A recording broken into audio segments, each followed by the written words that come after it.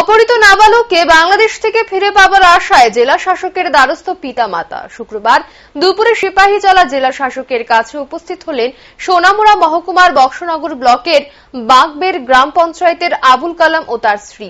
অসহায় পিতামাতা তার অপহৃত ছেলেকে বাংলাদেশ থেকে ফিরে পাবার আশায় এদিন জেলা শাসকের কাছে আর্জি জানায়। উল্লেখ্য, সিপাহীজলা জেলা সোনামুড়া মহকুমার কলমছড়া থানাধীন বক্সনগর ব্লকের বাগবের গ্রাম পঞ্চায়েতের আবুল কালামের 13 বর্ষীয় অষ্টম শ্রেণী পড়ুয়া ছাত্র ফয়সাল আহমেদকে গত 31 জুলাই অপহরণ করে নিয়ে যায় একদল দুষ্কৃতী। অপহরণের 7 দিন অতিক্রান্ত হয়ে গেল, ফয়সালকে ফিরে পায়নি তার পরিবার, আর এজন্যই এবার জেলা শাসকের দ্বারস্থ হন তারা।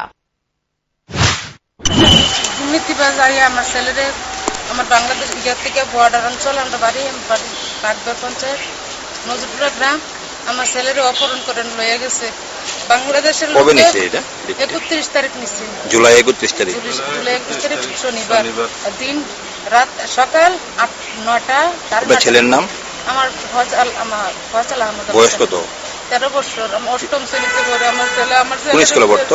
নগর হাই স্কুলে পড়ে। আমার ছেলের উদ্ধার চাই মানুষ, আমি তো আমার ছেলের উদ্ধার করে আছে।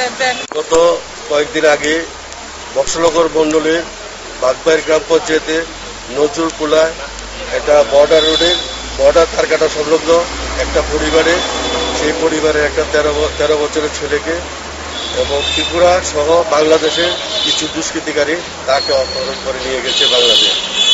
এই ঘটনার পরিপ্রেক্ষিতে ফয়সাল নাম, ছেলেটার নাম হলো ফয়সাল মিয়া, 13 বছরের ছাত্র।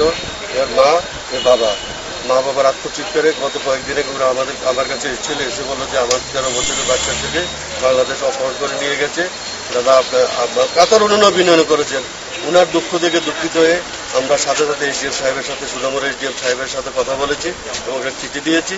আমাদের মূল বক্তব্য এসডিএম সাহেবকে বললাম, যেহেতু 13 বছরের একটা শিশু অপহরণ করে নিয়ে গেছে বাংলাদেশ, এটা দুই দেশের ব্যাপার, আন্তর্জাতিক ব্যাপার। আপনার কাছে অনুরোধ, আপনি প্রসেস বোর্ডে কাজ শুরু করুন।